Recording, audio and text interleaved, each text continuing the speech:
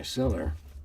Uncharacteristically, I'm doing this in the middle of the afternoon because I had problems last night with my audio.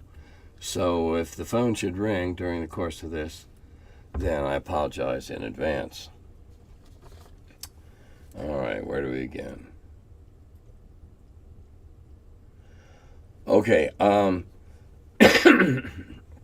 there's a game that's going to be kickstarted. I think they put the preview out called D20 Delving.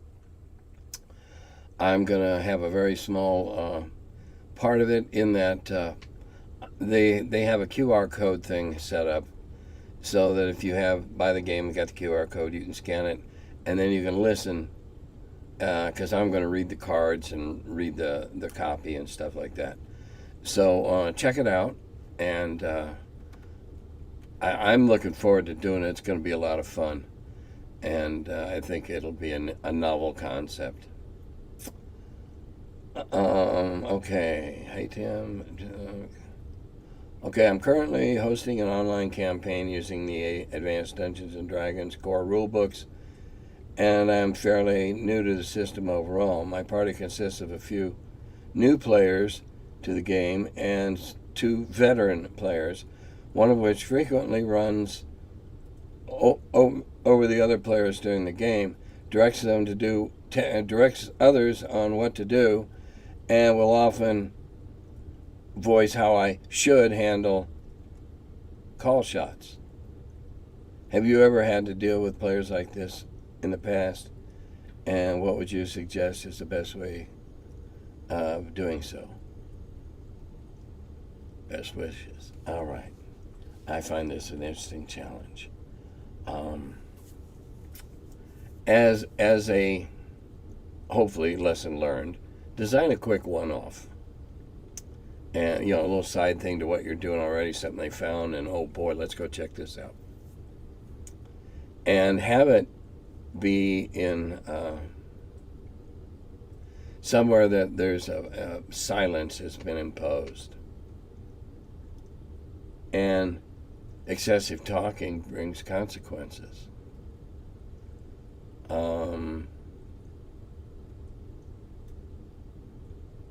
There's so many ways, and yes, it is singling out a player, hopefully teaching them a better way to play. And some players are going to go, "You're picking on me." Well, things you do have consequences. Come up with a monster that listens for voices and goes after somebody. It becomes enamored of his voice, and we'll stalk him and drain him of points, hit points, constitution, strength. Then, if you think they've learned their lesson, then be a little generous in the next few sessions and see if you can't find a way that they could legitimately restore some of the things lost, but only if they learned a lesson.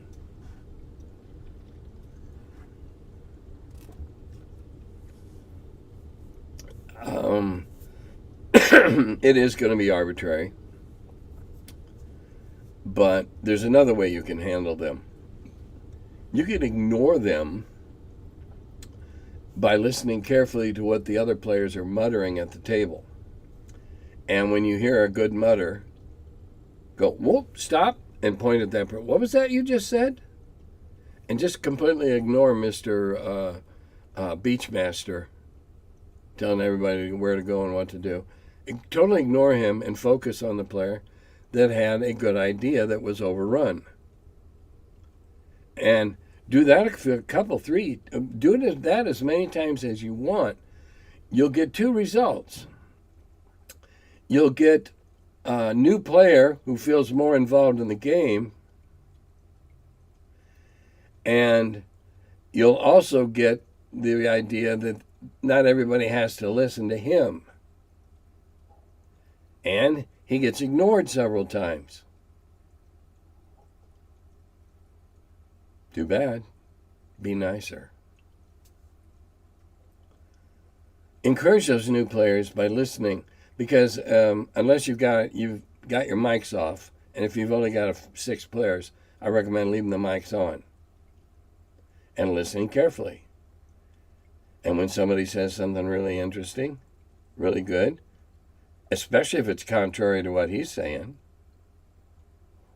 or showing how to do what he's saying better, absolutely single him out, bring him to the attention.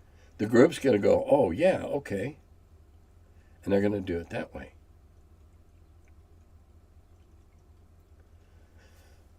If he doesn't learn a lesson, how bad do you need him to play with you? Because the old, I'm just trying to help out the newbies, gets thin real soon.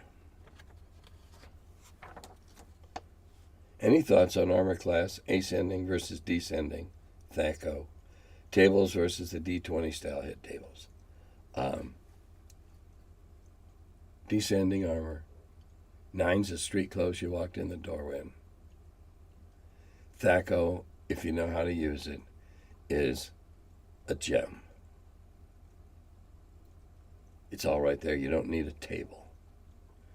You know the THAC-O. Go up or go down. I like it simple. Have you ever published or written a rule set of your own based on your own mix, on your mix of OD and D and AD? Nope.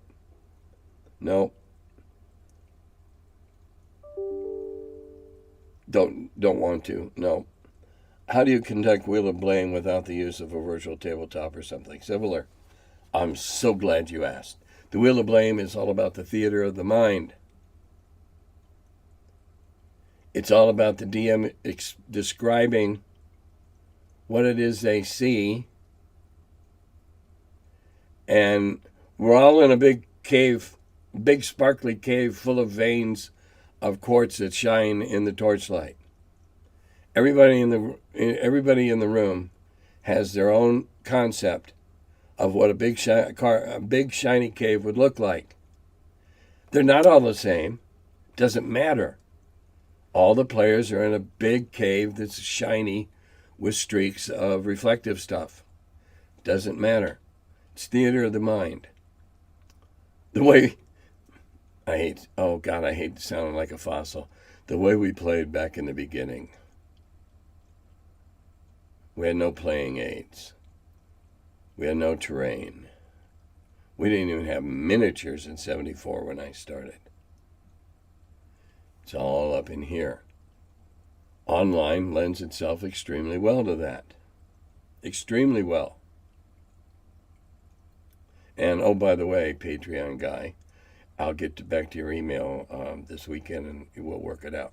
Anyway, back to where I go. It's theater of the mind. It's all my ability to give them enough bits and pieces that they can hang it in their imagination and concoct a whole. It's like the holodeck on Star Trek. All right, it's the holodeck. I help them build it. Doesn't matter if I'm describing a village and one guy sees the buildings all gray and somebody else sees them pretty and blue, and doesn't matter. Now, if I say that they're dull and drab and whatever, okay, whatever dull and drab means to the player. Theater of the mind. That's how we do it. We play in our heads and in our collective heads. And you really ought to try it. Because I've tried tabletops and other...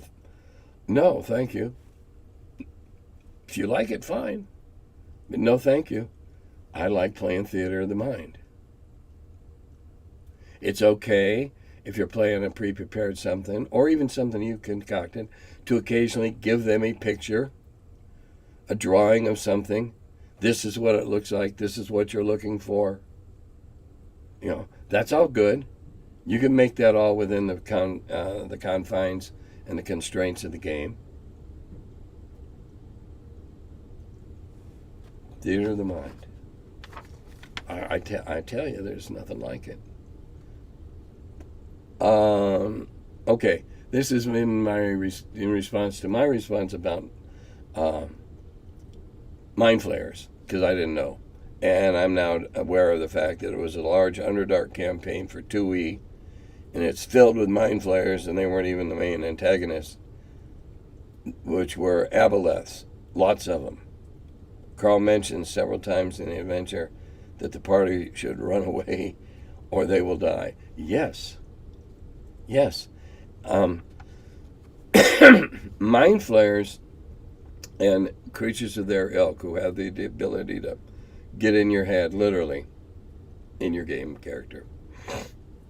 I'm real squeamish about using mind flayers because it should be that almost no one has resistance to them because of their alienness of what they do. I had a discussion with Gary about it, and he said, well, maybe they came in from another dimension. Oh, that's comforting. But there's always more, so they must have a door, a revolving feedings. Anyway, yeah, mind flayers they're really scary. Becoming a drooling fool is scary. Okay, regarding the D&D movie talk, if the D&D movie does eventually have a sequel, I don't think they'll do this, but it would be cool to see some of the main cast returning to play different main characters. Emphasis on some, doesn't have to be all, and probably shouldn't, in order to make room for new action to come in. It'd be like having the same D&D group, but they've moved on to the next one shot. I believe that's a brilliant idea. Brilliant idea. And only the true D&Ders will understand that. Speaking of D&D, there's an ad on TV right now that kills me. It's about Xbox and Verizon. And it starts out with reference to NPCs, big white letters. And as the person makes their way, many NPCs interact with them and say mystic and strange and weird things. And then, there it is, searches over the Verizon store and get Xbox. So loaded with D&D reference. I was wonderful. Just wonderful. I think that'd be a great idea for the movie. And the people in Hollywood know, with stuff like Q ratings and things like that, which star has the most appeal. So they know to bring back the ones with the most appeal. And if their character died, they'd be perfect for them to be a new character. And make it from a different class. Now they got to be fighters. Oh, there's a blood and gore movie for you. All of them have magic blades and what have you. Couldn't have them all be wizards because that's too eerie and sinister. All right, next question. Tim, do your wife or kids play D&D? My children? Nope. My grandchildren?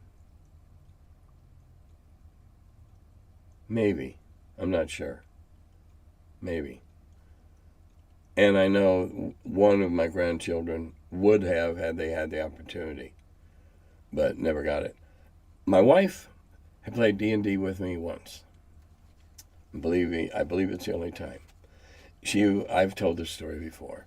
Her Zumba group was sitting around at after Zumba coffee or something, and what's your husband do? When she came to my wife, she said, well, he does D&D stuff. And wow! So it came about that I wrote up an adventure for 8 or 9 players, all based around a monastery, a female monastery, where they were all physical fitness nuts, and they all had these little 5-foot walking sticks that they worked out with, and so they had weapons that didn't look like weapons. And somebody stole the holy bell and the finger bone of their patron saint, who I made the name of the guy who invented Pilates. And they had to go off and search. And they all had fun. And I had fun, more importantly. And and she played that one time, but unless it was the same group of people reenacting, getting together again, maybe, but probably not. And I'm okay with that. I mean, most of the people I knew growing up didn't play war games, but that didn't affect how I judged them, except as a little tiny tick box somewhere, at the bottom of the page that really didn't mean much. Um, okay, I have to ask, how do you spell your sign off?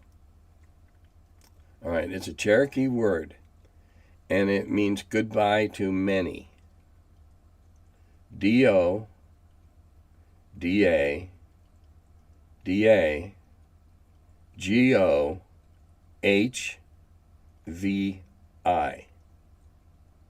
Dodadagovi. Easy, right? You'll see it in next year's spelling bee. Um, let's see, what do we have next? This is going to be a short one. Don't have a lot to talk about. Okay, this individual thought that YouTube ate their previous comment. Anyway, what do I think about the current state of artificial intelligence DMing with a specific example of a product that is currently available out there? But I'll leave out those details this time in case YouTube thought I was spamming or something. I'm not aware of an artificial AI DM. I really really can't see myself getting too interested in it.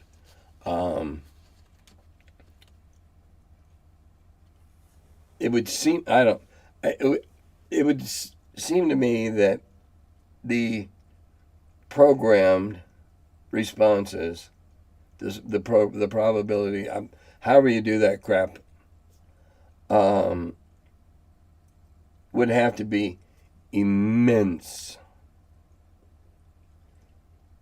to be able to have a response to everything that happens. And everything that happens would have to be classified as a type A incident, whatever. Enormous program would have to be written. And I have no interest to even try it out. Because the main thing is, there's no DM to laugh with. And if we're not all laughing, at least once in a while, even if it's just to break the tension, then what's the point? We're not having. Are we having fun? How competitive is it when it's no longer fun? I don't know. And this last piece is I'm to go back to that. I'm not interested in looking at it. I'll let other people have time to spend doing that.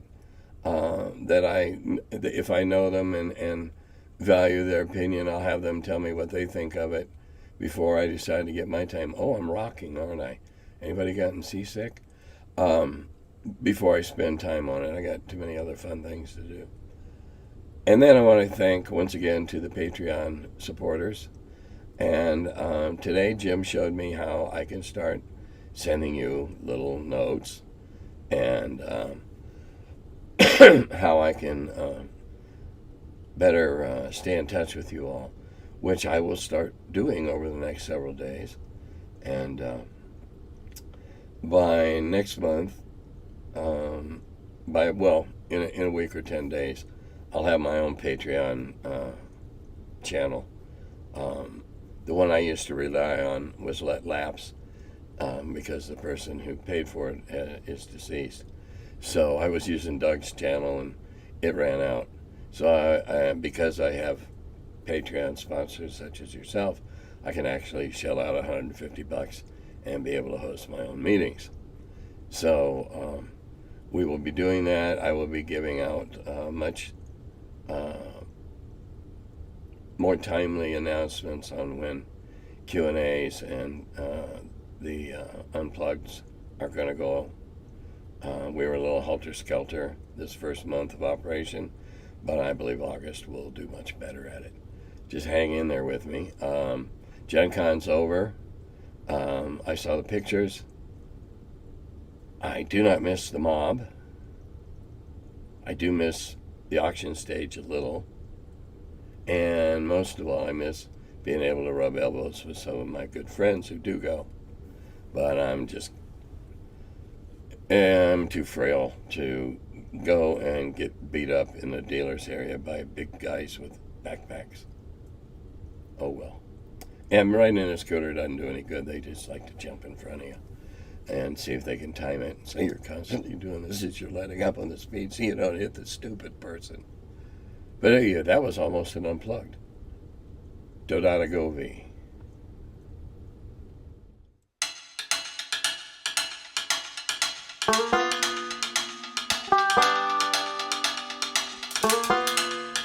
Hello, and welcome to my cellar.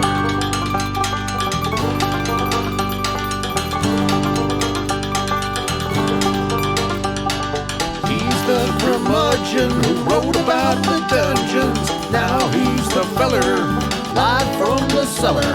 Talks about D&D and old school RPGs. Still quite a feller, the curmudgeon in the cellar. Last man around when them rates went down. Called it Gary in that Lake Geneva town. Hey Gary, it's an awful mess. Let me edit, we'll have success. D&D and Dragon Magazine. He's the curmudgeon who wrote about the dungeons. Now he's the feller, live from the cellar. Talks about D&D and old school RPGs, but he's still quite the feller, the curmudgeon in the cellar. Magic missile, it's a mortar shell. Make it hit in the first level spell. Brought psionics to the game to attack that wizard's brain. ESR and fantasy, collection of micro armory. Titan with tramp under a tree, high as could be. He's the curmudgeon who wrote about the dungeons. Now he's the feller, live from the cellar. Talks about D&D and old school RPGs, but he's still quite the feller, the curmudgeon in the cellar. Still quite the feller, the curmudgeon in the cellar. Curmudgeon.